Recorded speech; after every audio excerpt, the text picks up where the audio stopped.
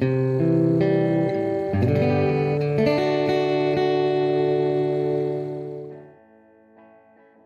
foam back scud. The foam back on the scud allows the pattern to still sink, but it sinks more slowly. So you can drop it off of a heavier fly, and this will kind of like dangle slightly higher in the water column.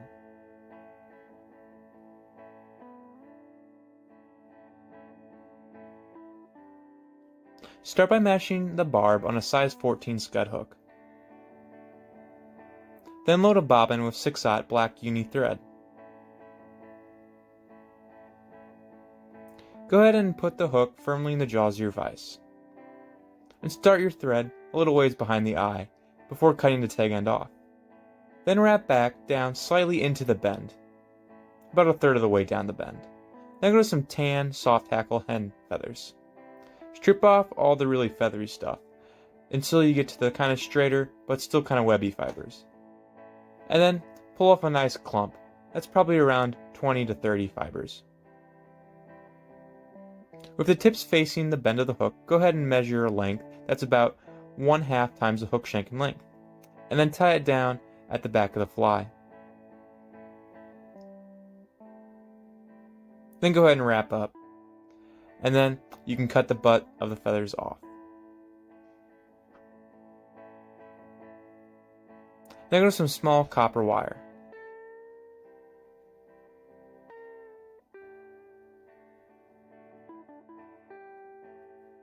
And goes to some 2mm insect brown craft foam. Cut a very small width of it, about 1 millimeter. A couple inches will do the trick. And then go ahead and kind of round off the tip, or cut it into a little triangle for easier tie-in. And you can even squish it a little bit to flatten it out. Go ahead and tie the wire on the far side, and then as you wrap down, bring it to the near side. This will keep it from pulling out.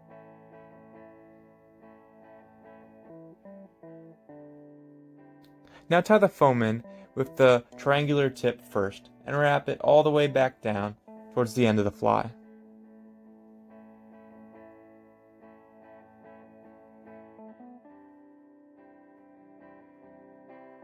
Now go to some sow scud dubbing. There's a lot of colors that will work, but I like the rainbow. Select a small pinch and kind of spread it out.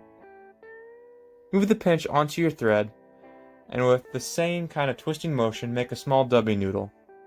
That's kind of tapers thicker into the middle, and then thinner as you get to the end.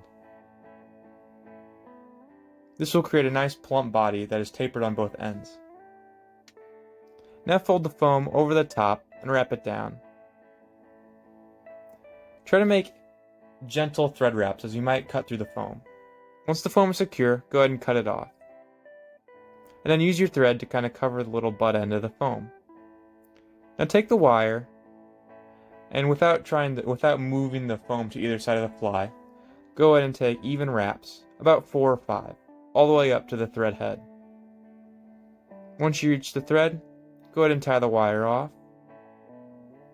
Bring your thread up and helicopter the wire.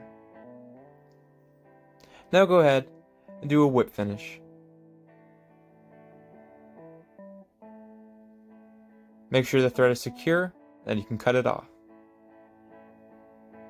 Now you can go to a dubbing brush or a bodkin, and what we'll do is we'll use these to either brush or pick the fibers out.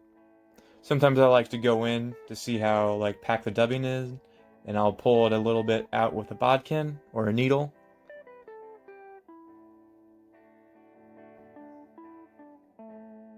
And then maybe I'll go in with a dubbing brush to catch any little stragglers or loops.